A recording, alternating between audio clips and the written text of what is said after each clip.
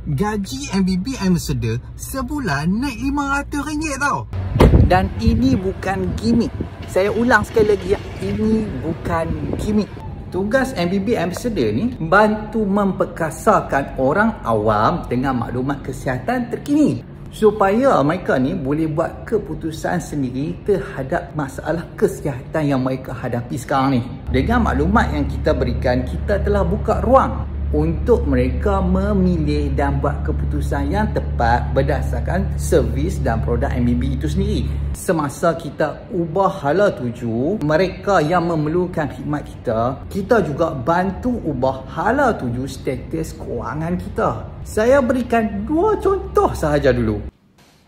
Ini Puan Fat, ini Tuan Khairi. Mereka dua ni adalah klien MBB dan mereka pernah rasa apa yang klien MBB rasa sekarang. Puan Fat mulakan kerjaya sebagai MBB Ambassador pada bulan 11 2022, manakala Tuan Khairi pada bulan 9 2023. Boleh tengok dekat sini pendapatan bulan pertama daripada orang ni. Puan Fat bulan pertama buat RM180 sahaja, manakala Tuan Khairi buat RM250 sahaja. Memang nampak sikit, tapi bab duit mereka orang ni tolak tepi dulu.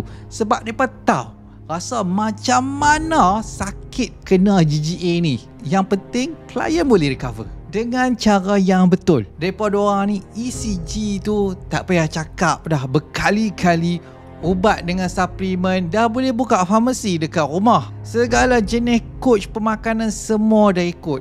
Last kali jumpa Alfai, lepas tu praktis MBB tu, baru boleh recover. Sebab tu mereka ni percaya dan nak tolong yang ada masalah ni bersungguh-sungguh. Buat MBB Ambassador ni, dia bukan kerja senang. Kena ada dedikasi, kena ada komitmen untuk bantu keluarkan klien tu daripada stage sakit kepada stage sembuh. Hari demi hari, bulan demi bulan, bantu mereka yang ada masalah kesihatan gastrik ke anxiety ni. Kita boleh tengok nah, ini pendapatan bulanan Puan Fat, RM11,000 Malaysia sebulan. Dan ini pendapatan Tuan Khairi, RM3,000 sebulan. Nampak seronok kan? Tapi itu bukan keseronokan sebenar. Keseronokan sebenar adalah bila Puan Fat dan Tuan Khairi ni mampu membentuk komuniti yang peka dengan maklumat kesihatan terkini, supaya mereka ni boleh jaga orang sekeliling pula tau. Dan itu adalah keseronokan sebenar.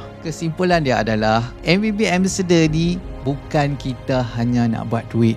Bukan. It's about making a difference. And yes, the rewards are real, tangible and waiting for you. Saya sendiri yang design program MBB Ambassador ni untuk memperkasakan orang awam. Pada masa yang sama, kita memperkasa status kewangan kita. Yang saya percaya dan telah terbukti oleh Puan Fat sendiri mampu menandingi dan lebih pendapatan hakiki kita. Akhir sekali, saya nak tanya, dah bersedia untuk bantu ubah hala tuju kesihatan mereka yang memerlukan produk dan khidmat MBB ni? Pada masa yang sama, ubah masa depan kewangan kita. Kalau ya, selamat datang ke MBB Ambassador. Okay, baik. Assalamualaikum warahmatullahi wabarakatuh dan salam sejahtera family MBB. So, hari ni berkenaan dengan isu berat badan dah naik ni. Okay, baik. Kan waktu awal-awal itu kebanyakan mostly untuk family MBB yang ada masalah GGA, masa tu tengah teruk kan, dia jadi hilang berat badan yang dalam sebulan ataupun 2 bulan tu boleh hilang sampai belah kilogram. Lepas tu dah MBB lama sikit, then berat badan tu dah naik. Bila dia naik tu laju lah pula, bila laju tu nervous lah pula kan. Lepas tu nak kurangkan berat badan tu dah susah dah. Dia kurang makan trigger, workout pun trigger. So macam mana sebenarnya nak kurangkan berat badan ni? Ada yang, sebab hari ni ada yang family MBB call saya maklumkan dia perut dah boroi. Okey. Dia cerita kat saya dia trigger. Dia trigger kebelakangan tu dia trigger. Saya jadi cirit. Saya kata tanya sebab apa jadi cirit nah? Dia kata sebab perut dia dah boroi. Lepas tu dia praktis buat intermittent fasting. Bila buat intermittent fasting, lepas tu dia praktis sekali buat senaman. Dia dah berarti trigger balik sampai jadi cirit kawan tu. Okey. Macam ni lah nah. Macam ni. Kita rungkai satu-satu benda ni. Minta maaf sikit sebab saya ni tahu nak sihat sikit. Dia demam sikit. Duduk terbang pun buat juga live. Okay. So kita cerita pada awal. Okay, Satna, saya tengok nota, takut terlupa. Okay. Okay, insyaAllah buku bab nak kurang bab badan ni saya akan buat buku e-book nanti boleh baca nah. Okay. Okay. Semasa kita tengah teruk GGA nah, kita tengah dalam mood dalam lawatan lari sentiasa, stres tinggi. So ini menyebabkan penghasilan hormon stres, terutamanya corticotropin releasing hormon tu sangat tinggi. Menyebabkan kita punya paras kortisol kita adalah rendah ataupun dia dysregulated. Dysregulated ni maksud dia tak menentu. Alah, tak payah susah-susah pun nak tahu. Kalau petang trigger, itulah dia paras kortisol kita tak betul. So kalau untuk nak tahu yang kita ni ada GGA ke tak yang petang-petang dia trigger, senang saja. Pi buat untuk ujian kortisol pagi dengan petang, dapatlah jawapan dia nah. Kalau kortisol kita dysregulated ataupun rendah, bermaksud kalau terlampau tinggi tu masuk baru berlaku peringkat permulaan. Kalau dia dysregulated ataupun dah rendah, bermaksud kita punya dah peringkat pertengahan dengan hujung dah. Bermaksud kita ada isu dengan hippocampus dysfunction. Benda ni tak susah pun. Benda ni tak susah pun. Seterusnya itu akan menyebabkan kita suppress kita punya saraf vagus. Otot psoas kita jadi ketat. Otot psoas jadi ketat ni tak susah juga. Kita jadi nafas pendek. Lepas tu dia rasa dada tu mencucuk-cucuk. Rasa sakit dada. Kejap kiri, kejap kanan. Lepas tu tekat-tekat. Tak susah. Lepas tu gut inflammation. Senang saja. Makan apa-apa saja benda. Macam kacang ke dia trigger. Makan brokoli dia trigger. Yang ni orang panggil gut inflammation. Ataupun dia rasa leaky gut nah. Lepas tu itu sahaja. Pada masa ni kalau berat badan turunkan dengan betul-betul nah, kita tak hilang pun berat lemak noh. Kita tak hilang berat lemak. Apa yang kita hilang adalah berat otot. Sebab waktu kita dalam mood lawan atau lari, terpangkap kat situ, kita akan menggunakan hampir semua tenaga kita datang daripada kita punya otot. Ini orang muscle catabolism. Okay, so benda ni dia akan menyebabkan kita kehilangan berat air. Sebab otot kita ada glycogen. Glycogen pegang 1 gram glycogen, pegang 3 ke 4 gram air. So, bila kita hilang berat otot, auto kita hilang berat air sekali nah. Dan selanjutnya menyebabkan kita kehilangan tenaga, stamina dan juga ketahanan diri kita. Sebab kita ada isu dengan hippocampus kita nah. Mudah saja, yang itu menyebabkan kita tak boleh nak bersenam dengan steady-nya nah. Okay. Okay, reason kenapa waktu ni orang dah salah anggap kata dia hilang berat lemak. Berat lemak tak hilang pun. Senang saja nak tahu. Nak tahu kita pakai, kita boleh guna lemak tak guna lemak kan. Kalau kita tidur trigger. Kalau contoh kita makan pukul 6. Lepas tu kita tidur pukul 11. Lepas tu pukul 2 bangun terjaga jantung laju. Bermaksud kita tak boleh nak guna lemak kita sebagai sumber tenaga. Mudah macam tu saja nak tahu jawapan dia. Lepas tu apa? Tak ada apa lah kali itu aja. So secara mudah ni saya cakap, waktu GGA tengah teruk, kita hilang berat air, berat otot, menyebabkan hilang berat air. Seterusnya kita hilang segala kita punya stamina apa semua tu lah. Selari lah no. Okay, dah faham dah ni ya. Dan seterusnya bila kita ada MBB, kita makan Hafai, kita makan APD, sekian-sekian kan, makan Real B kan. Okay, lepas tu kita praktis MBB elok-elok. Apa yang berlaku? Kita dapat semula berat badan. Tapi apa sebenarnya berat yang naik tu? Okay. Kita hanya simpan balik berat lemak. Lepas tu kita simpan balik berat air. Okay, tak apa, saya explain sesuatu nah. Kenapa perkara benar berlaku? Sebab badan tu masih dalam mode composition. Composition ni bermaksud hippocampus kita masih lemah. Masih lemah sebab apa?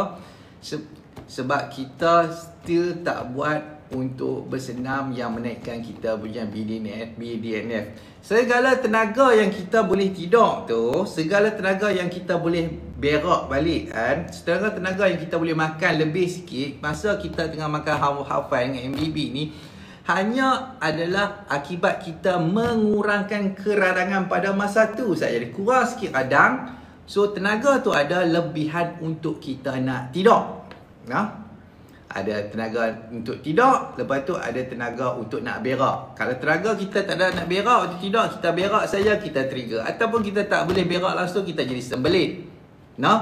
Clear benda tu. Lepas tu BDNF kita masih rendah, kita masih dalam mode survival. Kita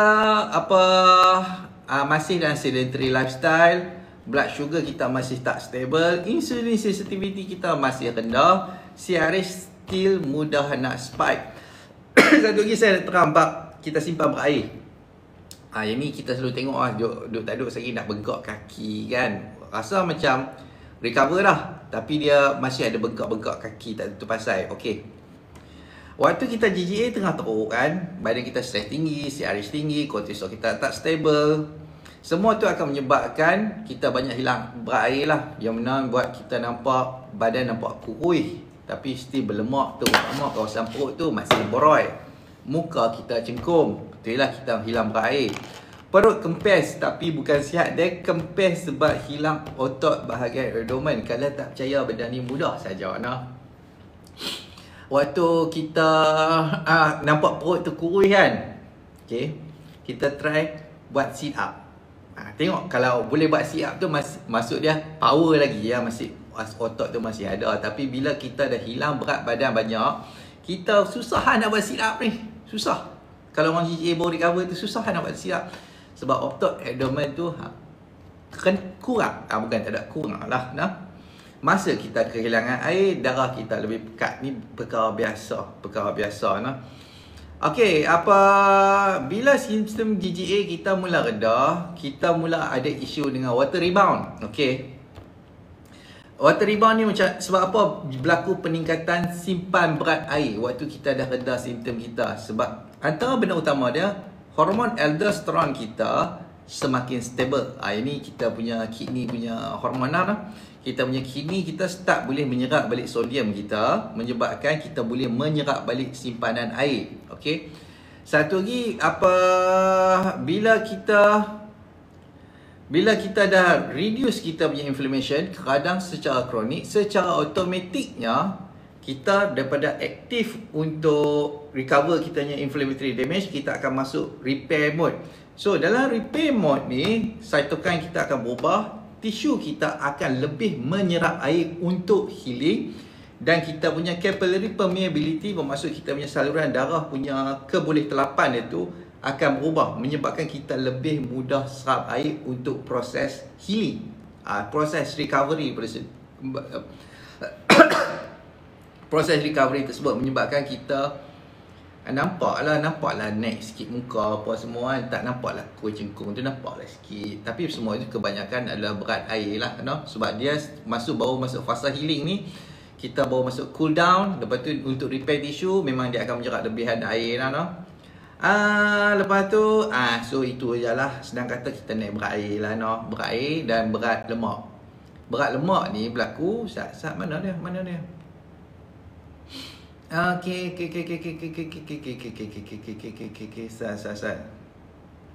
Okay, tak apa. Tapi kenapa waktu fasa ni masih mudah trigger juga? Masih mudah, tapi dia taklah semudah trigger waktu awal-awal dulu. Cuma bila kita dah stable ni, kita cuma tak boleh macam makan terlampau banyak, sekali dia trigger lah. Lepas tu dia kata macam terkejut sikit dia trigger juga. Lepas tu marah tu mungkin dia trigger, tapi compare dengan dulu dia selalu marah 24 jam, sekarang ni dah boleh kontrol marah tu. Cuma kalau terlampau marah sangat trigger lah, tiba-tiba jadi gatal ke apa semua kan, sakit belakang tengkuk kan. Lepas tu apa lagi benda apa lagi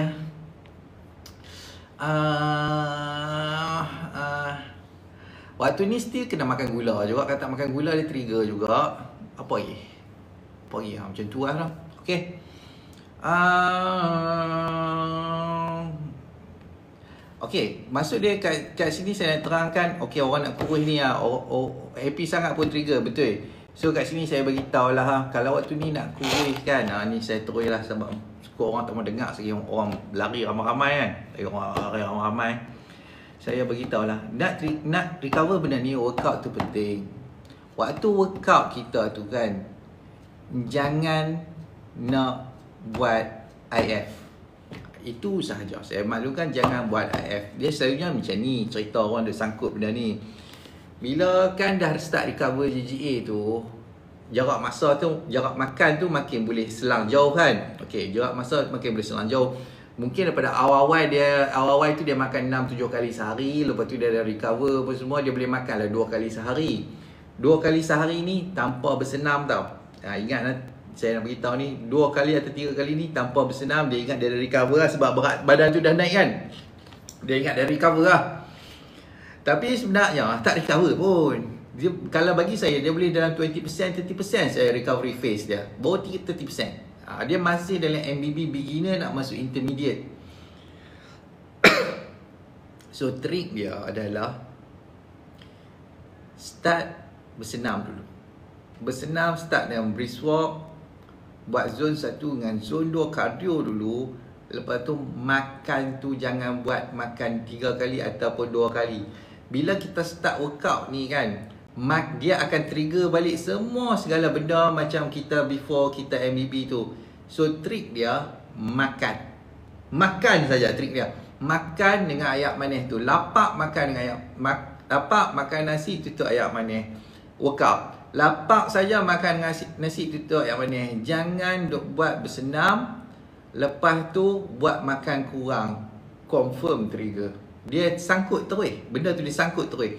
Kita, maksud dia, apa yang saya nak sampaikan, bila kita bersenam secara konsisten kan, kalau kita secara konsisten, kita nak naikkan kita punya BDNF tu, Brain Derived Neurotrophic Factor kita. Bila dia dah meningkat sikit, kita semakin ada kebolehan untuk regulasi kita punya parakortisol. Bila kita semakin ada kebolehan untuk regulasi parakortisol kita, badan kita boleh manage tenaga yang sedia ada dengan lebih proper. Dan dia start dari situ, dia boleh ajar tubuh badan kita untuk menggunakan fat tu sebagai sumber tenaga. So benda ni dia kena perlahan-lahan. Dia tak boleh orang kata terlampau push untuk nak kejap jadi kurus. Tak boleh. Tak boleh. Benda tu adalah mustahil. So benda tu dia kena buat secara perlahan-lahan. Sat, saya tengok Sat soalan lah. Jangan lupa untuk solusi sementara sampai hippocampus stable. Gula. Most of the time memang gula sahaja. Kiranya bila trigger makan gula sampai hippocampus stable, dia in a way betul lah macam tu. Tapi MBB tu kena betul. MBB tu kena betul. Happy D tu kena ambil. Real B kena ambil. Benda tu memang sangat penting. Okay, so untuk kalau ayah boleh buat hari-hari kalau dah kategori advance. Salam tuan. IF ni, okay, kalau kita tak masuk kategori advance ni bermaksud kita dah boleh start push badan, angkat besi, lari sehari dalam 6-10 kilo steady kan. Lepas tu petang kita workout angkat besi. Dan kita boleh praktis IF tanpa trigger selama sebulan ataupun 2 bulan, baru kita consider sebagai advance. Tapi kalau macam kita tak bersenam, kita boleh makan 2 kali sehari saja, dia tak consider advance, dia baru nak masuk pada beginner, masuk intermediate. Sebab once kalau dia start saja bersenam, dia akan trigger balik semua benda. Dia akan trigger balik. Sebab tu orang mana workout tu dalam MBB ni. Workout tu sangat penting. Workout tu antara komponen utama untuk heal matang ni. Kalau tidak kan kita selalu dengar, untuk isu GGA ni tak boleh sembuh ke? Boleh lah sembuh. Sebab kita ada group fitness terbuktikan benda tu dah. Dia kena ada bersenam. Kok mana sekalipun dia tak boleh lari benda tu.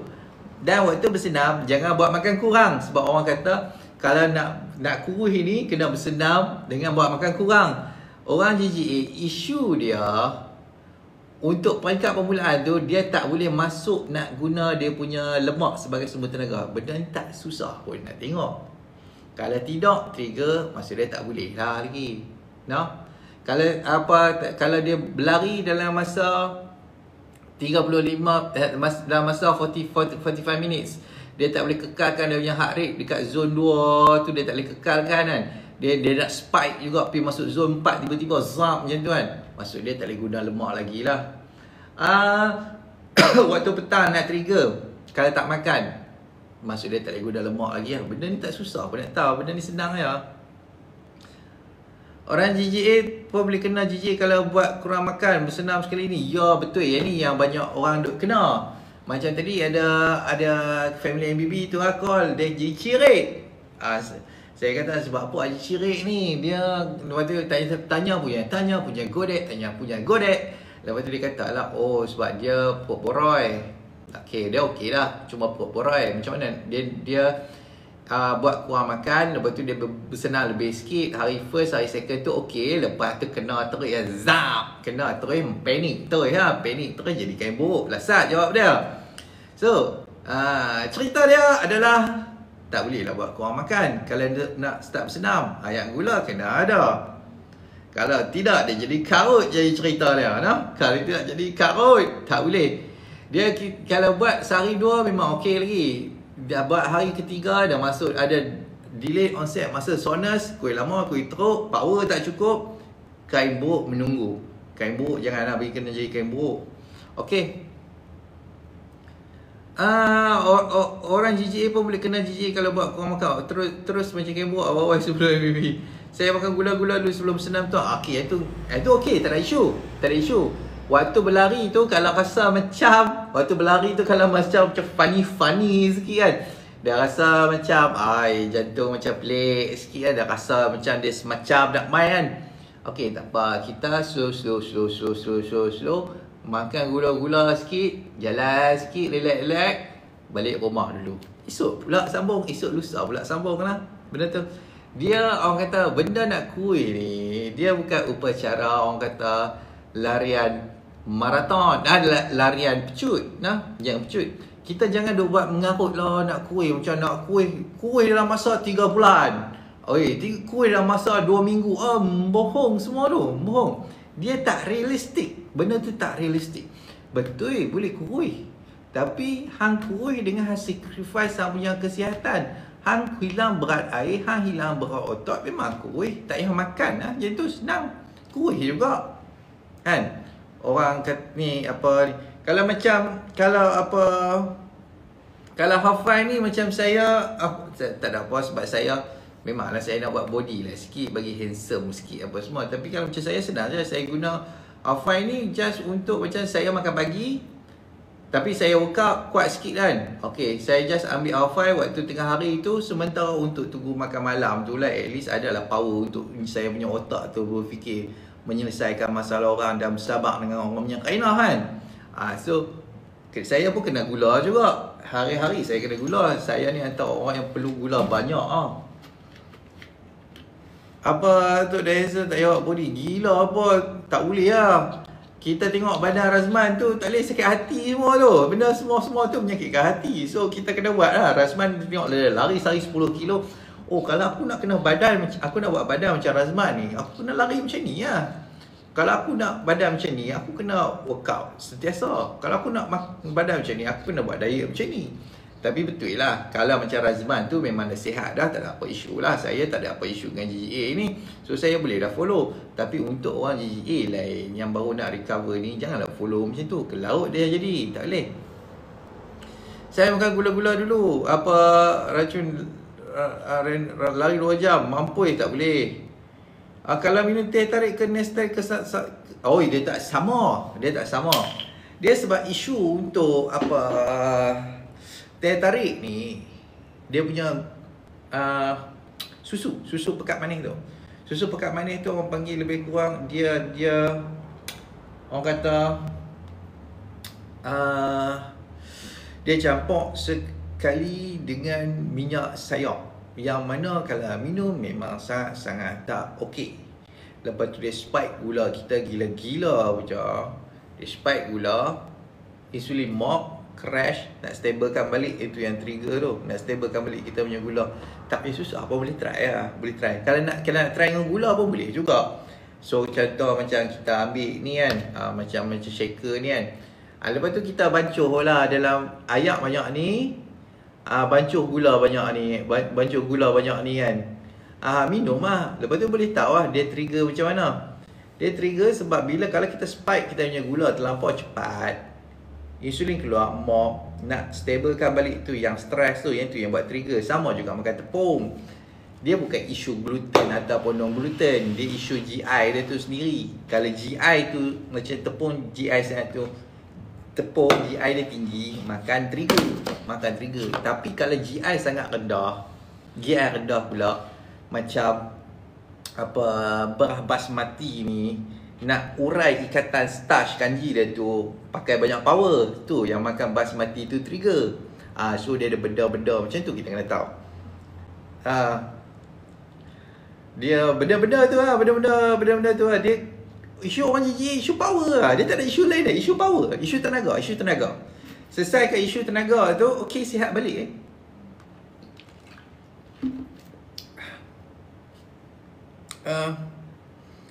makan nasi mak syik tak boleh. Beras basmati ni tak okey. Pakai beras biasa je. Kalau pakai basmati senanglah triggernya. Buat makan nasi Arab basmati kan kena trigger.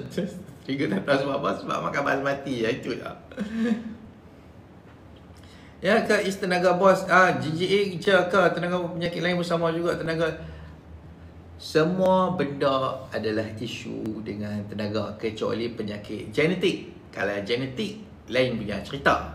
Contoh macam ada masalah anemia ke, ada ovalostomatosis ke, semua tu isu genetik.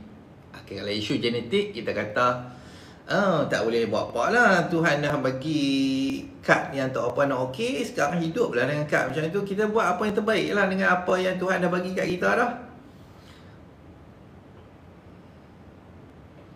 Okey, Tok Mo, akak ada tengok seorang doktor pakai kalau pada ambil banyak sangat suplemen efek buah pinggang.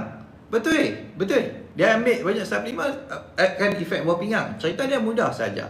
Suplemen yang sangat tinggi dengan antioksidan ataupun yang jenis herbs ni bermaksud, contoh macam moringa ke, macam inci ke, astaxanthin ke, apa vitamin C ke. Dosage dia tu, calculation dia dosage. Sebab kalau untuk dia bukan masalah buah pinggang saja, dia masalah hati sekali. Dia akan efek hati dulu baru dia akan efek buah pinggang.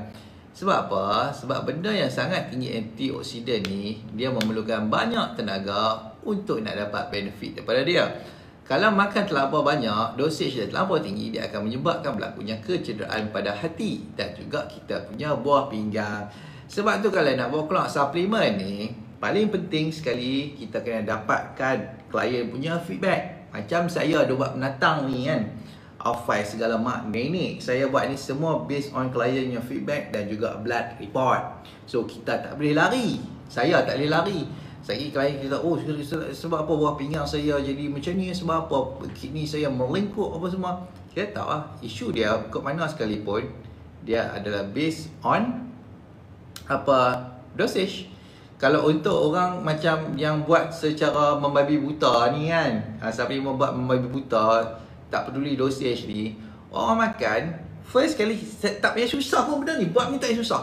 Tengok bacaan hati dia. Dia ada ALT, AST, GGT kan, dia tunjuk kata orang tu ada masalah fatty liver kan. Tengok dekat GGT dia mesti spike. ALT dengan AST dia tu okey. Bermaksud dia punya hati tu tak boleh ada certain benda yang menyebabkan kecederaan pada dia punya hati tu. Bermaksud toksin lah, maksudnya bermaksud hati dia tak boleh start fasa 2, dia boleh start fasa 1 saja, dia tak boleh start fasa 2. So toksin tu terkumpul dekat dia punya hati, menyebabkan ranak dia punya buah pinggang, dia punya hati. Lepas tu efek dia punya buah pinggang pula. Benda tu kita tahu lah. Saya blood report saya tahu, saya buat kerja ni lama dah. Bagi saya blood report, saya boleh tahu lah. Okay, betul-betul kalau energy crime memang saya buat teh, letak gula banyak sikit, no wonder tak trigger. Itulah dia ceritanya nah. Rahsia-rahsia dia. Rahsia-rahsia GGA ni gula lah, cerita dia power. Buah power saja. Okay, awal-awal trigger mula pahit, lepas sekarang tak asyik trigger minat mana baru mula rasa okey. Ya betul, mostly power saja, power. Okay, kenapa petang sampai malam rasa lesu dan sakit pinggang, kaki semua datang? Sebab kita punya cortisol drop. Untuk orang ada isu GGA ni, dia ada isu dengan penghasilan cortisol. Dia sama ada dysregulated ataupun low. Okay, benda ni kalau nak berlaku, dia kena ada isu dengan hippocampus dysfunction, disfungsi hippocampus, yang mana menyebabkan segala benda ni berlaku lah. So kalau nak tahu, nak properly diagnose, kata ada masalah GGA ni, dia kalau kita pergi dekat klinik apa semua tak tahu lah macam mana nak diagnose sebenarnya. Buat blood test semua okey, saya sebab apa tak buat test kortisol dan beberapa lagi certain test lagi. Kalau nak buat boleh datang ke MBB Diet Center, saya buat je semua tu. Okey, confirm nak dapat report kat hang ada masalah GGA. GGA ni maksud Neurogastroimmune Dysregulated Syndrome. Okey, itu term saya buat untuk mudah orang faham tentang ni lah. So berbalik kepada isu tu, petang saja malam rasa lesu dan sakit pinggang, kaki semua sekali. Bila kita punya kortisol tu drop waktu petang, badan stres. Bila badan stres, first thing dia buat, dia ketatkan otot psoas belakang kita ni. Kita punya deep core muscle yang mengikat kita punya tulang belakang dengan kita punya tulang paha. So dia tarik atas dengan bawah. Bila dia tarik atas dengan bawah, automatik dia akan sakit pinggang dengan kaki. Lepas tu dia tarik kita diafragma ke bawah sekali. Menyebabkan rasa semput nafas tak apa nak lepas. Kalau teruk sikit sakit dia baik sikit cucuk dada, terutama dekat kawasan intercostal muscle kita. Intercostal muscle kita itu kita punya otot celah-celah tulang rusuk kita. Benda ni kalau berterusan menyebabkan jadi isu costochondritis, iaitu kadang antara kita punya tulang rawan punya muscle, yang mana menyebabkan kita batuk, rasa sakit dada. Ni sakit jantung lah. Tak. Kalau dah pergi buat saringan jantung tu kan, dah buat test untuk tropi apa semua, clear lah, bukan masalah jantung pun. Yang ni isu lain, isu muscle kita. So makan ubat tahan sakit, jawab dia ibuprofen pun boleh. So apa, kenapa sakit tengkuk tak hilang? Benda yang sama juga. Bila psoas kita ketat, tarik kita yang belakang, belikat skapula kita, tarik kita yang otot bau, tarik kita yang otot belakang. Tup. Bila dia tarik kita yang tulang, kita yang leher belakang tu, rasa sakit kat situ lah. Dan dia juga akan menyebabkan ada sensasi rasa kepala tu kena tekan macam pakai helmet.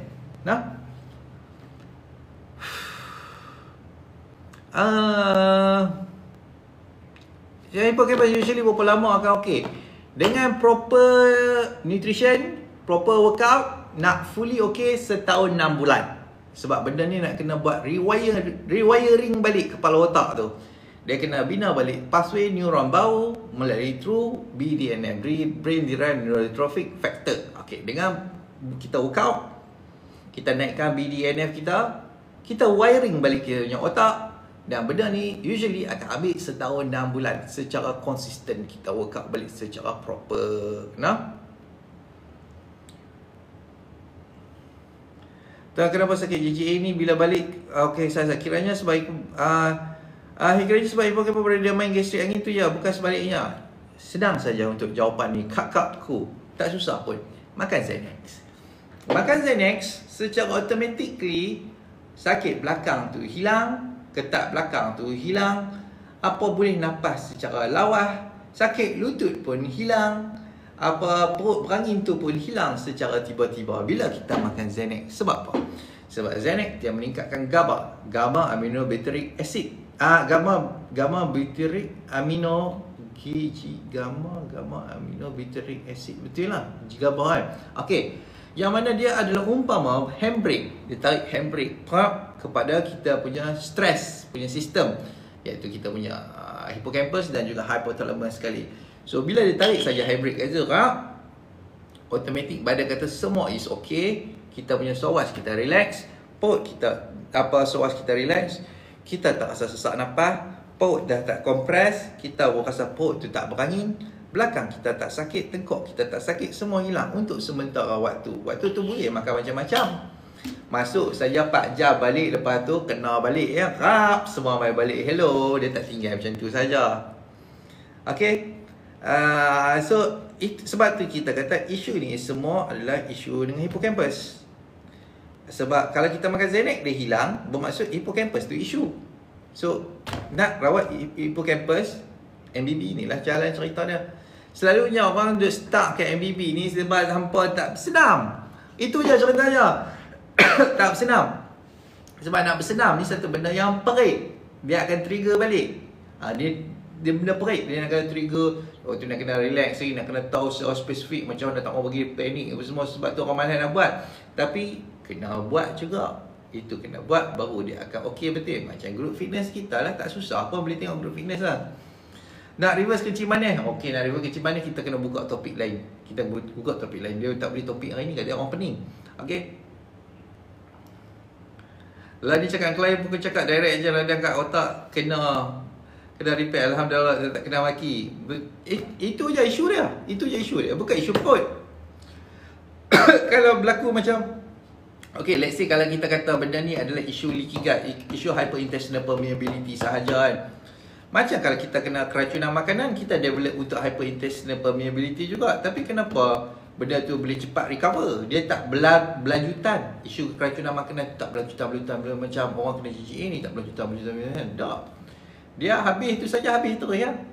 Bermaksud untuk isu kalau leaky gut ni satu benda yang ambil masa pendek sahaja. Kalau kita punya energy distribution kita yang disebabkan oleh hippocampus kita semua stable, benda tu heal cepat.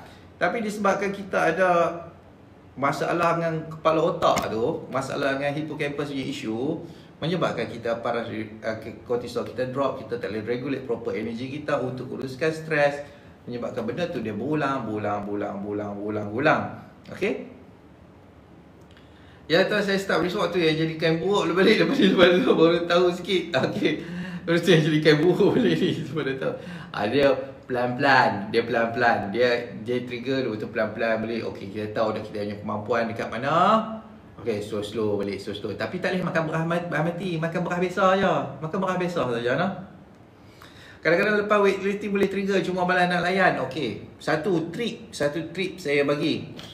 Waktu buat weightlifting, kita tak tahu pun kita buat lebih dah daripada kita punya kemampuan. Sebab waktu tu badan dah tengah panas kan. Oh, rasa kita boleh angkat kuat kan. Oi, jangan buat gila, no? Jangan buat gila. Terutama untuk orang GCA baru nak recover kan.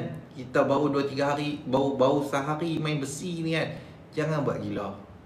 Maksud dia kita relax dulu. Okay, relax dulu. Lepas tu tengok esok tu badan nak rasa macam mana. Badan sebab dia delayed onset muscle soreness, itu yang nak buat trigger. No? Delayed onset muscle soreness itu yang trigger. Maksud hari pertama kita buat tak rasa apa. Hari kedua tu dah rasa start lenguh-lenguh dah. Oh, dah rasa lenguh-lenguh, rasa ni macam apa ni. Badan start macam sejuk, tak boleh nak peluh lah. Masuk hari ketiga tu kan, dia punya top dah mai dah. Dia punya delayed onset muscle soreness yang betul-betul rasa lenguh badan kan. Time tu trigger, tak cukup power, kain buruk jadi dia. Masuk hari ketiga tu jadi kain buruk tiba-tiba. So kalau kita nak buat angkat besi ni, buat ataupun buat apa senaman untuk bina otot kan, buat dalam 50% saja kita punya kemampuan, terutama untuk beginner baru nak berjinak-jinak tu kan. Buat dalam 50% kemampuan sahaja. Kita rasa kita boleh buat banyak lagi, tapi tak apa.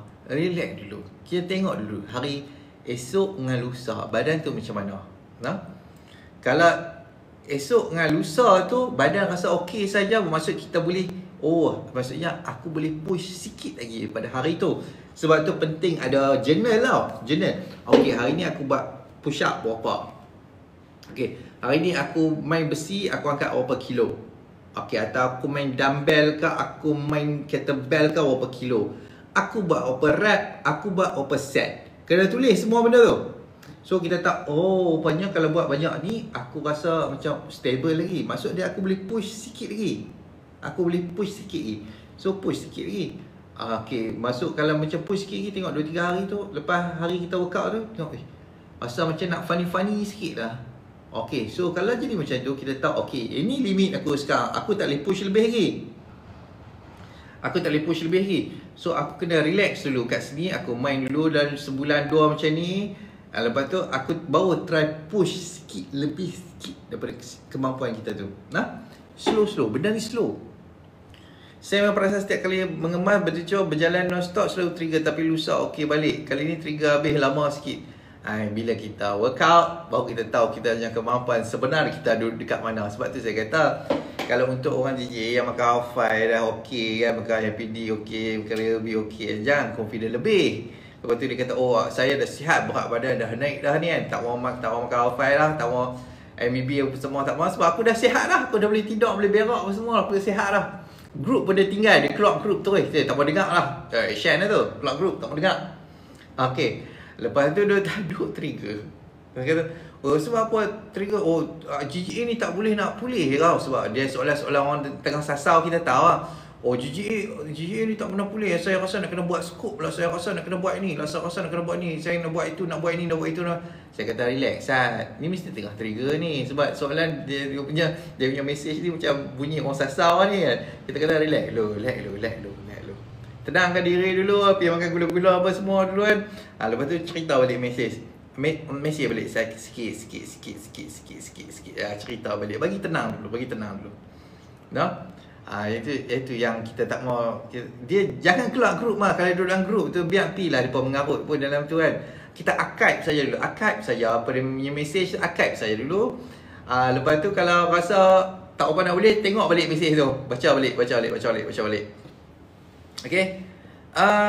Saya memang sekali trigger bila lama sikit. Sebab apa bila petang jadi kencing berbuih tapi sekali saja. Saya tak perlu peduli pun benda ni. Dia boleh jadi macam-macam. Kita kurang minum air selalunya kurang minum air lah contohnya. Ataupun baru bangun tidur jadi kencing berbuih, ya Allah tak ada apa, kurang minum air saja pun. Gula putih memang kena ambil je. Tak ada apa isu pun. Tak jadi kencing manis tak jadi masalah sakit jantung tak ada Kalau setakat ambil air macam ni kan, dia benda ni kita fikir logik aja, tak susah pun. Kita kalau macam dalam ni ada 300 ml kan. Kalau kita ambil 2 sudu gula kan, buat 2 sudu kan, baru kan 1 gram 1 sudu gula sama juga 3 gram. 3 terdapat 12 kalori. 2 sudu gula baru kan 24 kalori. 24 kalori tu kita relax-relax tengok TV pun dah habis dah power dia kita pakai. Tak ada apa, kita ambil gula tu pun yang 24 kalori tu. 24 kalori, 24 kalori tu just untuk nak assist makan, tak orang bagi trigger je pun. Bagi kita ada lebihan sikit power kan. Lebihan sikit power untuk nak bantu digest makan kita. Itu je pun, kita ambil gula lebih. Kenapa bila keluar je? Okay. Ya, sama sihat. Okey, saya sehari 2 kali ambil apa boleh ke tuan? Boleh. Saja cepat sikit repeat, tak ada masalah pun. Nak ambil 2 kali tak ada masalah. Cepat repeat. Terima kasih. Okey. Ambil dengan air apa tuan? Gula. Ambil. Nak buat sirap boleh, nak buat ayam apa orang boleh, tapi ayam buah perah ni tak apa nak okey sangat sebab dia jadi double the gula nanti. Kalau ayam kodil pun boleh juga. Nak buat ayam apa sasi ke sedap sikit, ayam sirap pun boleh, ayam apa ayam rubia pun boleh. Macam-macam boleh. Thank you very much. Okay, esok ni kan kita ada buat mini promo sikit untuk orang mau masuk gaji kau nak beli Alfa boleh lah dapat harga promo 4 sampai 7 bulan. Sat saya kita buat tak apa ke makan gula-gula banyak. Bukan gula-gula tak banyak sekali nak makan tu 2 biji kan. 1 biji berapa kalori sangat. Kita ambil tu just assist untuk badan nak tengah press pakai gula sahaja. Itu ya saya 2 tahun lepas saya turun 39 kilo sampai sihat. MBB sampai turun naik 55 berat idea sekali beli semua sidai. Baru kita nak tahu kan power kita dekat mana kan. Baru kita nak tahu. Tu saya kata kalau untuk orang yang dah confident kan, dengan dia rasa macam dah sihat kan, dah confident kan, tak susah pun. Try pergi bersenam. Try pergi lari jauh sikit kan, buat maintain heart rate kita kan. Tengok berapa lama boleh tahan. Itu je nak tahu kita betul-betul sihat. Kalau boleh sihat betul, macam boleh buat running dalam sejam kan. Maintain heart rate zone 2 steady saja. Heart rate kita tengok dekat graf pun macam tu je, macam pembaris straight kan. Itu boleh lah consider sihat. Tapi kalau kita lari sikit, tak masuk 15 minit dan pun hari daripada macam ni lah tiba-tiba kan. Tak payahlah. Makan gula-gula dulu, standby gula-gula dalam poket. Lepas tu workout tu, standby gula-gula dalam poket. Dan lepas tu kalau dah rasa macam funny-funny sikit kan, makan. Lepas tu balik rumah dulu. Okay, pasal skop selalu duduk suruh buat, tapi saya tolak minta tahunya. Sebenarnya kardio seminggu kena berapa kali? Dia ikut kemampuan. Kalau macam Hari ni saya tak boleh nak kardio sebab saya demam.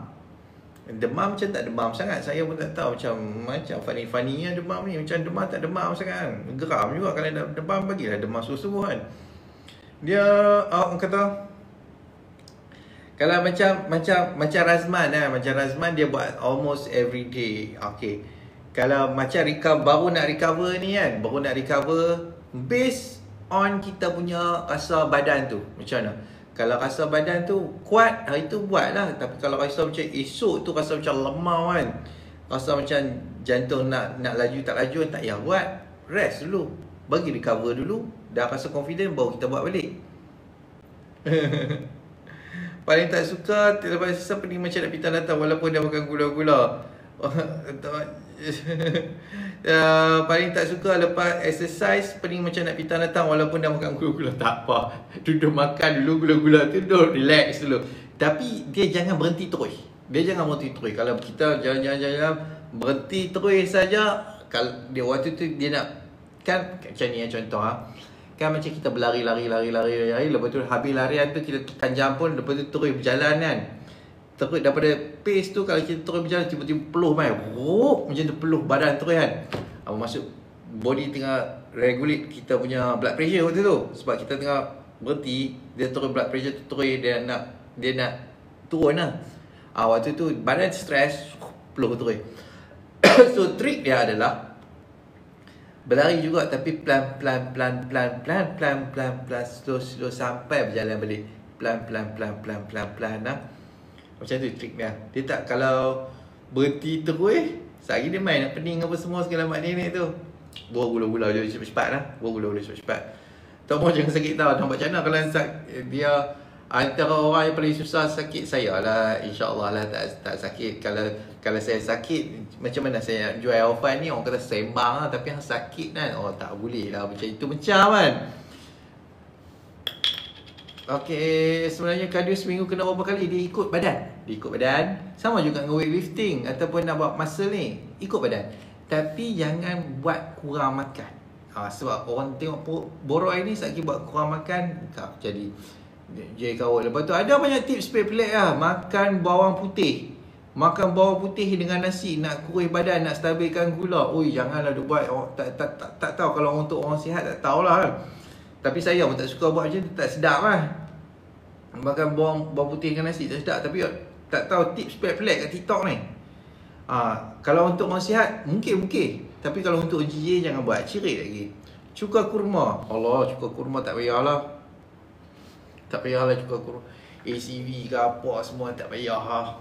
Sebab saya tak pernah sejarah saya buat benda ni kan. Sejarah saya 8 tahun ni. Saya tak tahulah orang dapat mana makan cuka apple kata dia okey GGA dia. Saya tak tahulah. Sepanjang saya duk guide orang ni kan, yang mana duk makan cuka kurma tak pernah dah okey. Kan? Tapi saya tak tahu kot. Saya tengok dekat TikTok ke apa, dia bukan makan cuka kurma ni okey, makan cuka apple ni okey, cuka kurma apa bagus. Hampa betul ke? Satu persoalan dengan saya punya kepala otak ni kan. Hampa betul ke GGE kan? Hampa betul ke ada masalah power ke? Hampa main pakai komen aja. Kan? So makan nasi dengan gula. Janganlah makan nasi dengan gula jadi karut je. Makan nasi dengan lauk. Makan nasi dengan lauk sedap. Makan nasi dengan lauk sedap. Tapi ikut kebolehan. Ikut kebolehan. Kalau macam begini tak boleh makan kacang. Okey. Kalau untuk orang yang daging tu boleh makan, tapi ikut power lah. Kalau orang tu boleh daging tu, kalau dia makan okey saja, tak apa, boleh je makan daging, tak ada masalah. Tapi kalau ada orang juga yang macam dia makan daging lebih sikit trigger, maksud dia power tu tak cukup nak digest daging tu, so kurang sikit daging. Kalau macam makan daging sembelit ni, maksud dia power tu tak cukup, dia jadi macam orang tua kan. Jadi macam masalah orang tua kan, orang tua macam umur 60, 70 kan, makan daging lebih sikit nak sembelit lah. Makan nasi dengan daging nak sembelit, dia nak jadi sakit-sakit belakang. Sama macam orang tua. Benda ni, power tu tak ada. Kalau orang tua kita tahulah. Sebab dia punya umur, kalau untuk 40, 60, 70 ni, dia memang ada isu sarkopenia tu menyebabkan dia hilang berat otot. melalui masa pelan-pelan kalau tak workout. So bila hilang berat otot, power pun hilang sekali. So dia makan daging ke apa semua, lagi dia jadi ceri-ceri badan, sakit belakang, sakit lutut apa semua kan. Jadi sebelit. Betul lah untuk orang tua, power tak ada. So kalau untuk orang GA pun sebenarnya sama, isu dengan power juga. So kena buat power tu, makan lah. Makan lah.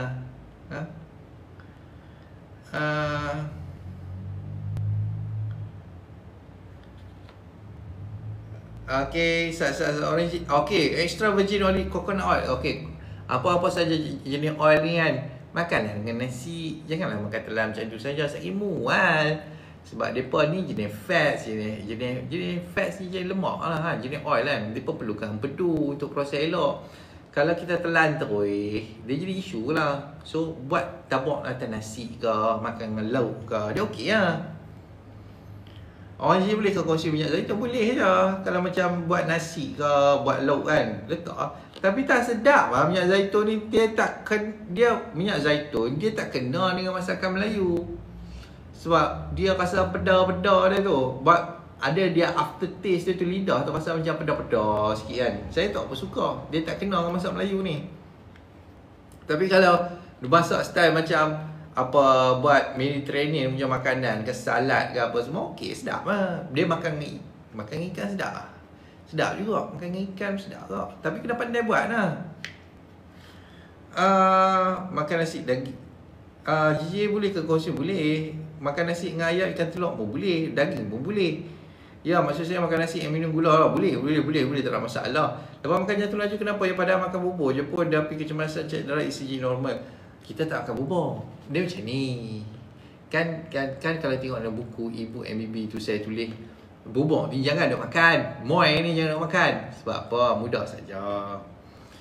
Bila untuk orang GGA ni, satu antara isu dia, psoas dia tu ketat. Bila psoas dia ketat, dia tarik diafragma ke bawah, perut dia kompres.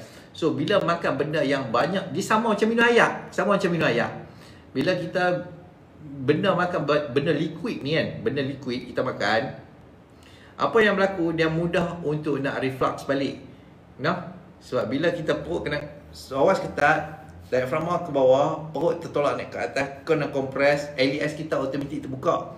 So bila kita buh benda liquid, gas dalam ni dia kena keluar. So dia kena keluar, dia akan tolak sekali dengan segala benda mak nenek tu kan. So dia mudah nak reflux lah. So apa yang berlaku adalah jantung jadi laju. Itu salah cerita dia. Okay, saya makan nasi lebih jadi trigger dengan sebelit. So dia tengok jenis nasi kan. Nasi apa? Aku nasi basmati ke kan? Nasi basmati confirmnya sebelit ya. Sahabat Power yang bisa makan seafood tak ada allergic dan terjadi dia kecil allergic. Alhamdulillah. Setiap kali makan ke betul-betul mudah-mudahan dah macam orang tua. Ni simptom biasa apa sikit ini ya, maksud saya makan nasi. Pasal daging, kalau makan daging direct tu tak boleh, tapi kalau makan daging sup ekor okey pula. Dekok jumlah daging dia tu. Saya tak ada jumlah daging. Kalau makan banyak sangat trigger lah. Kan? Kalau macam awal-awal kan MBB kan, terus bubuk macam makan banyak daging kan, confirm trigger. Power tak cukup. Nak digest daging tu power tak cukup. Dia nak jadi trigger, lepas tu nak jadi sembelit ke atas. So adjust daging tu ikut based on kita punya simptom lah. Kalau makan okey banyak ni tinggi banyak sangat kan, so kita kurang sikit. Makan.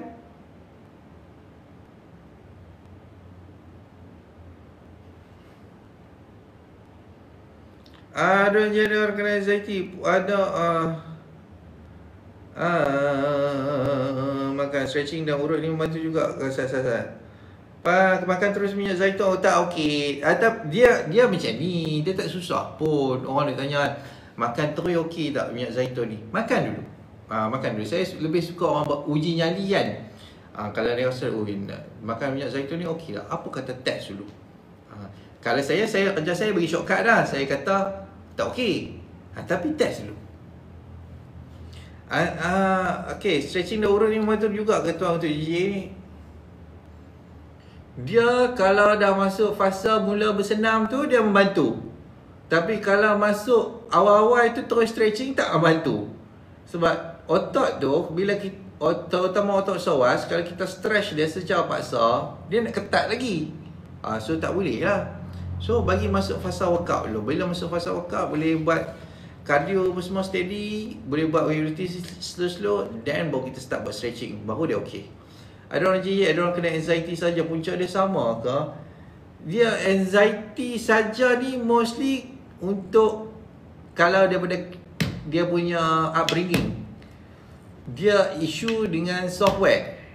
Kalau untuk GGA dia isu hardware. Hardware masuk hippocampus dysfunction, okey, itu isu hardware. Kalau anxiety saja ni tengok kalau anxiety saya untuk CBT boleh. Buat dulu untuk teknik CBT, cognitive behavioral therapy, tapi kena tengok agak simptom dia macam mana.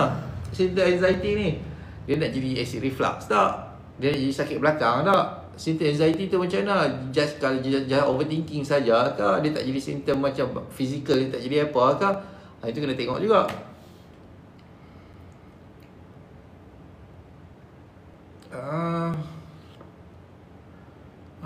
Waalaikumsalam Cik Nuri. Sehari-hari acid reflux, tiap hari dah penat cik, tiap hari tak berhenti makan otak.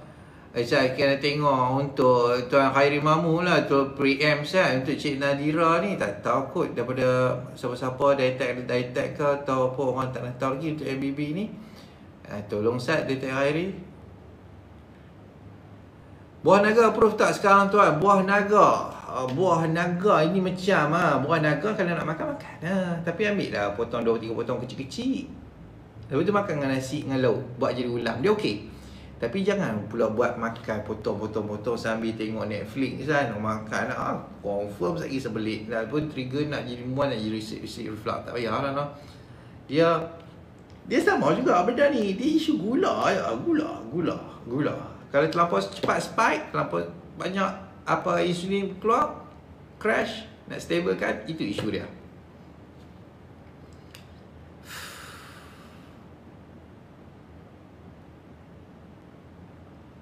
Okey, untuk orang tak bersenang, mereka boleh ke buat makan kurang buah untuk isu nak kurus ni? Boleh. Mereka boleh. Sebab mereka bahasa dia macam ni. Saya jumpa banyak ada orang yang dia trigger, yang dia jadi GGA sebab dia nak kurus. Saya dah jumpa banyak ada orang macam ni. Dia jadi GGA sebab dia buat kurang makan, lepas tu dia bersenam. Dulu tak ada tau benda ni. Kiranya dalam sebelum tahun 2020 tak wujud masalah ni, tapi selepas tahun 2020 banyak dah. Faham lah sebab apa nah. Buah naga approve tak sekarang tuan? Dia jawab dah. Waalaikumsalam Tuan Leki. Waalaikumsalam Datuk Andre. Untuk orang tak bersenang, tuan, saya ada soalan. Dia cakap kalau ada cyst dan fibroid jangan makan daging sebab akan jadi besar. Ya ke? Dok. Dia macam ni. Dia based on research paper makan red meat, tapi kena tahu red meat tu daripada mana. Yang dia punya research paper kata makan buat jadi isu cyst dengan fibroid ni, makan daging proses. Itu sahaja, daging proses. Red meat dia tu adalah daging proses. Burger, sausage, minced meat, itu yang menyebabkan berlakunya masalah tu. Tapi kalau makan daging merah biasa fresh ni, tak ada langsung yang akan menyebabkan berlakunya masalah tu. So doktor ni dia kena proper lah nak terangkan detail dekat patient ni. Itu saja. Tapi kebanyakan malas nak study kan, malas nak study, main pakai muntah aja. Jadi macam tu, patient ni pun confused. So kalau dia kata kalau dia kata makan red meat menyebabkan, makan daging lembu ni menyebabkan berlakunya masalah cyst dan fibroid, buat bagi kat saya punya research paper tu, tengok kat mana Sat. Kita minta macam tu je kat doktor, kata dia kata makan red meat menyebabkan ni. Mai Sat punya reference kat aku nak tengok Sat, cakap ni betul tak betul. Itu je contohnya. Buat share pasal durian dulu sebab sekarang nak masuk musim durian. Durian ni durian ke sulfur saja, isu yang sulfur yang tinggi yang menyebabkan berlakunya masalah penghadaman kalau makan durian. Tapi makanlah sikit-sikit, apa isu dia? Makan sikit-sikit lah. Makan sikit-sikit buat rasa-rasa dia okey lah. Kenapa minyak zaitun tak okey tuan? Dia macam ni. Dia macam ni. Saya buat buku dah bab ni dah. Lagi apa kata ambil masa Ustaz pergi baca. Sebab saya dah explainer tadi. Tapi kita apa boleh dapatkan lebih lanjut lagi penerangan dia tu dekat MBB ebook. Dia dekat mbbshop.com.my. Banyak ebook saya ni tau. Banyak ni. Kitab-kitab ni banyak ni. Okey, saat mana kalau bab minyak. Saya cari bab minyak. Minyak. Oh tu. MBB ebook. Pengambilan minyak zaitun kelapa darah ketika perut kosong boleh memburukkan acid reflux. Apa cara yang terbaik untuk amal minyak ni? Apa cara terbaik untuk amal minyak zaitun ni semua ni? Ni ada buku dia. No? Siap saya explain ni. Macam mana yang kalau makan minyak zaitun ni tak open okey akan menyebabkan, dan cara macam mana nak ambil minyak zaitun ni yang paling okey untuk mana isu GGA nah. Boleh baca kat sini. Sila. Download buku free saya. Sekupang pun tak charge.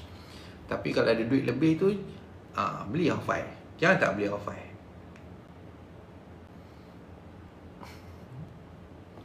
Sana.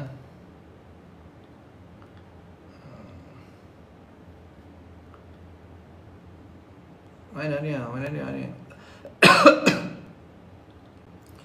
Okey, esok kita ada promo nah. Promo start saja, promo masuk gaji ni. 3, 4 sampai 7 hari bulan saja nah. Kalau nak buat beli hafal boleh lah.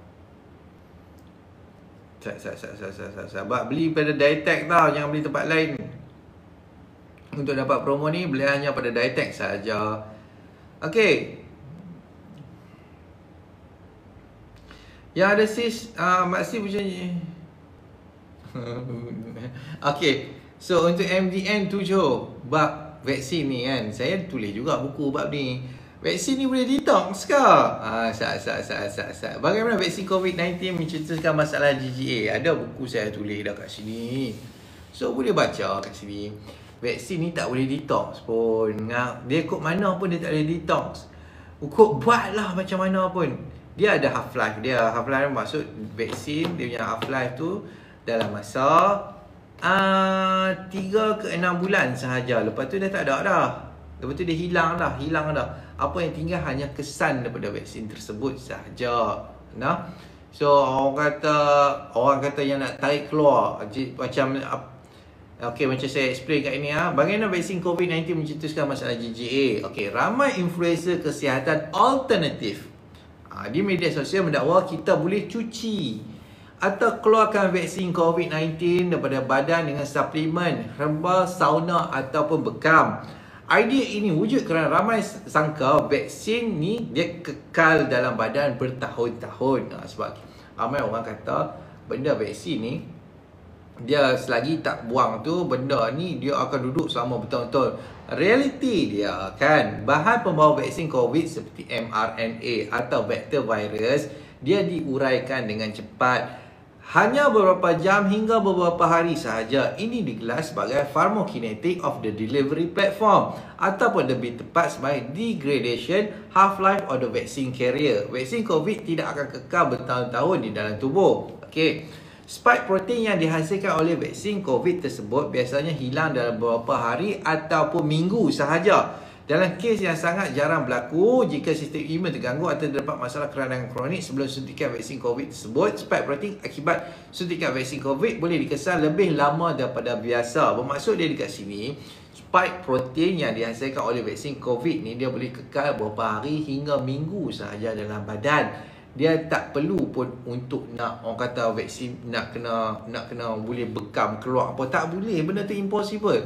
Yang tinggal hanyalah memori imun macam kita punya T cell, macam kita punya B cell. Ini tidak boleh dibuang kerana ianya sangat penting untuk perlindungan tubuh badan terhadap virus COVID itu sendiri. Okey nah? Apa yang kita tak boleh buat?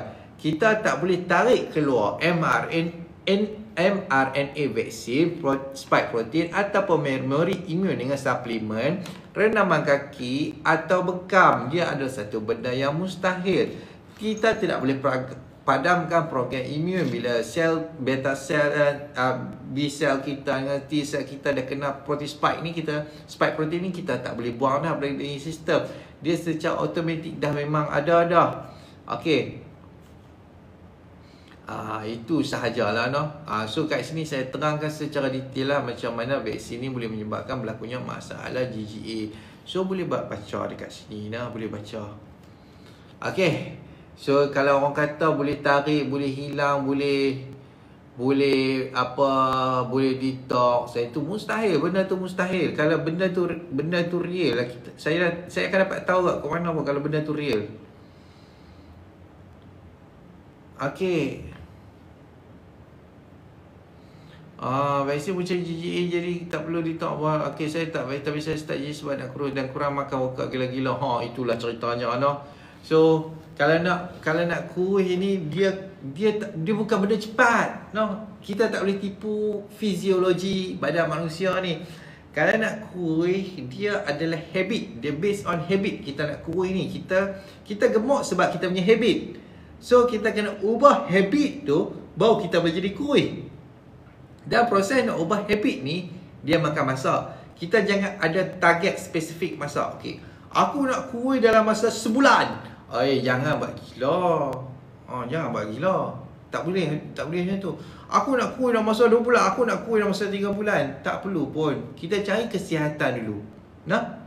Kita jangan cari nak kurus. Kita cari kesihatan dulu. Dengan jumpa kesihatan tu, kuruslah orang tu. Macam tu lah Kalau kita cari kurus, kita dapat sakit. Better kita cari kesihatan. Bonus dia adalah kita kurus cantik dan elok. Okay. Benda boleh fikir logik. Okay, betul. Betul kan, mengarut je nak detox. Benda boleh fikir logik. Saya dapat GGA betul-betul 2 minggu lepas habis setahun. Kakak saya tak sampai 2 minggu bermula paranoid, fikir bukan-bukan. Tak tahu menau pun pasal GGA masa tu. Okay, tak apa, itulah kita kata. Well, dulu saya GGA ni tak banyak pun waktu tu. So bahan uji kaji saya sikit lah. Sekarang ni cukup banyak. Sampai sekarang ni menggila orang nak jual suplemen untuk GGA ni. Tiba-tiba saya jumpa orang pakai GGA. Waktu aku berniaga dulu tak pernah jumpa pun muka hang ni. Tiba-tiba hang kata terror lah. Hebat betul tak nak nampak apa hang buat untuk kerja konsult klien ni. Semua tiba-tiba hang beri terror pada aku pula dah. Daripada saya kalau betul sebab vaksin, senang macam tu. Pada Masya nanti senang sikit kan. Kok rasa macam timbang tak apa nak kena, kok Eric, kok belah kita ni sebab vaksin lah ni. Boleh dia naik sikit kan. Okay, baik. So kalau untuk nak kurus kan, dan GGA berat badan dah naik, macam mana nak kurus?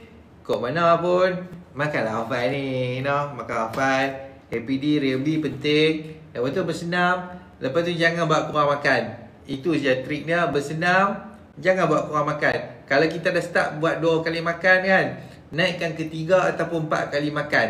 2 ke 4. Kalau dah waktu tu 2 kali makan, buat 4 kali makan, bersenam. Kalau trigger, jangan lupa ayak gula. Waktu bersenam tu jangan lupa gula-gula. Gula tu penting. Kalau nak trigger saja, terutama untuk awal ni lah, gula-gula kena ada. Gula-gula kena ada. Waktu nak bersenam ni, gula-gula kena ada. Standby saja dalam poket. Ambil lah fruit drops tu kan, yang gula-gula keras tu kan. Bubuh dalam poket. Jogging saja. Jogging. Asal badan tak kena lah hari ni. Ambil bubuh. 2. Lepas tu balik rumah. Esok pula punya cerita Madu boleh minum ke? Madu ni kita ambil waktu lepas makan, okey. Dia jangan ambil perut kosong. Trik dia sama juga. Jangan ambil perut kosong madu ni. Garam Himalaya tu boleh ambil tak? Bubuh dalam makanan. Okey saja, buat masak lauk. Tak ada masalah.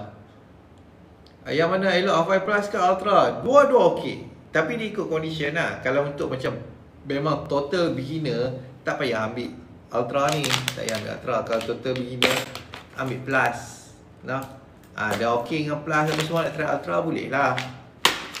Okey, baik. So, esok ni esok promo. So, kalau nak buat belian ke apa semua, boleh deal lah dengan Dietech. Deal dengan Dietech.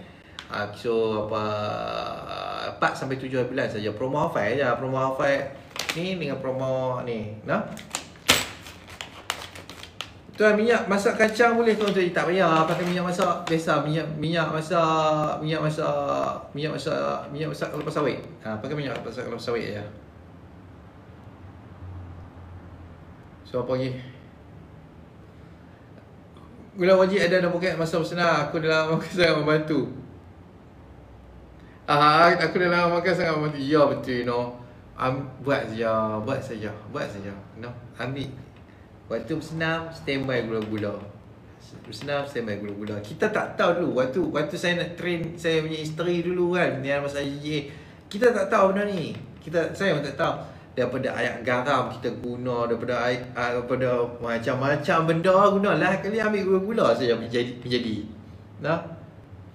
Kan jenuh lah saya nak sampai kepada benda yang sesimpel-simpel ambil gula ni. Dulu jenuh lah try macam-macam nak bagi stable cepat-cepat. Orang kata kalau nak trigger ni ambil air garam, tak ada mengarut, tak boleh. Nak trigger ambil gula saja. Nak makan gula-gula apa? Gula-gula keras tu. Dia orang panggil fruit drops.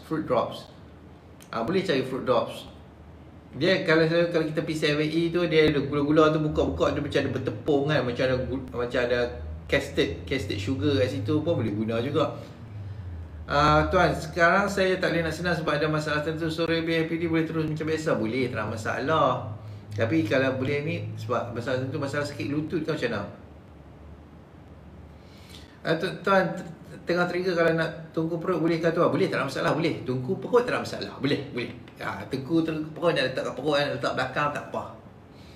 Why tuan jadi try error tuan? JJA dia dah hilang totally off. Dia nak kata hilang totally. Totally hilang lah. Totally hilang. Tapi nak kata totally hilang, saya pun tak tahu cara totally hilang. Tapi dia tak ada trigger langsung lah. Untuk masalah SVT dia pun tak ada lah. Sebab ventricular tachycardia ni yang masuk jantung jadi laju tiba-tiba kan. Dulu sikitnya bodoh lah saya ni kan. Waktu first time jadi tu kan, yang ni susah kalau kita tak ada tempat nak bertanya secara proper kan. Kalau untuk orang ada isu GGA ni kan, isu GGA kita waktu tu bodoh total. Dia ada isu SVT sebab ventricular tachycardia yang mana jantung dia tu boleh pergi sampai 180, boleh pergi sampai 210 kan. Dia boleh maintain saja kat situ sampai 2-3-4 jam. Kita tak tahu pun waktu tu kan. Pergi hospital, doktor kata yang ni masalah serius ni, masalah jantung bengkak apa semua kan. Haram jadah betul hampa ni kan. Nak bagi aku cuak 24 jam tentu pasal kan. Pada masalah SVT ni benda yang simple, masalah yang simple. Saya kata ni masalah apa ni? Masalah jantung ni, masalah jantung. Terus macam nak mati dah dia cerita dia kat aku ni. Haram jadah betul, geram. Saya hari ni ingat geram suruh. Kita pun macam mana nak buat ni kan. Betul tak apa, 2-3 hari tu boleh keluar hospital lah. Okey tak apa. Lepas tu tengok dia punya pattern, dia akan trigger setiap kali dia demam. Dia demam, dia trigger. Okey, maksud dia power dia tu tak cukup untuk nak cater dia punya demam tu. Sebab tu dia kurus. Waktu tu berat dia tinggal 37 kilo sahaja kan. Dia tinggi 150 something, berat tinggal 37 kilo. Okey tak apa. Lalu dia kata mungkin disebabkan kurang berat badan, masa kurang, sebab tu dia mudah trigger kot power. Waktu tu saya tak tahu isu power tak ada apa semua, saya tak tahu. Then bila kita naikkan berat badan dia secara proper, bina otak apa semua, masalah SVT dia tu hilang. Kalau tidak kena buat 30,000 tak apa, pakai insurans kan. Kita kata, tapi nak kena buat heart ablation kan, nak block, kata jantung isteri aku jadi cacat pula. So kita masuk jalan untuk bina otak, proper bina otak. Okey, alhamdulillah selesai masalah. Even macam hari tu baru ni kena influenza dengan COVID, combo sekalian, steady, tak ada masalah. Cuma tertewas lah macam tu lah. Tapi jantung tak laju apa semua, demam mana macam mana kan, demam biasa. So itu lah. So dari itu kita tahu kepentingan untuk bina otak balik. Waktu tu saya tak tahu pasal isu BDNF, isu hippocampus, tak tahu. Then baru kita reverse engineer. Kenapa dia boleh okey lah? Kenapa masalah angin dia makin kurang? Kenapa? Then reverse engineer balik. Baru kita tahu punca dia macam ni. Okay, then baru kita test dekat group fitness. Kata hampa buka Ustaz, hampa buat Ustaz macam ni, okey tak? Jadi okey, dan benda tu boleh replicate. Yang tu kita bagi tahu dekat orang. Buatlah benda tu. Okey. Kemalangan. Okey, tak apa. Get well soon tuan. Gula-gula jenis hack boleh kan? Dia tak apa nak stress sebab dia jenis ada mint. Dia jenis ni. Abang kenapa lepas makan jantung cepat laju? Power tak ada nak digest makan. Kurangkan sikit jumlah makan tu, no? Buat makan cepat, buat makan kerap tak apa. Cuma kurangkan jumlah makan tu. Kalau tidak nanti trigger jantung laju leceh ya. Okey, baik. So itu saja untuk hari ini. Terima kasih semua. Terima kasih banyak. So esok kita ada dengan Dr. Ed lah. Macam biasa. Okey, baik. Assalamualaikum warahmatullahi wabarakatuh. Kita jumpa tomorrow. Pernah kena jantung tu sampai ke hospital boleh pula tenang, kena cucuk pula botol doktor kat gastro kena cucuk ni ya. Okey baik, faham. Okey baik, assalamualaikum warahmatullahi wabarakatuh.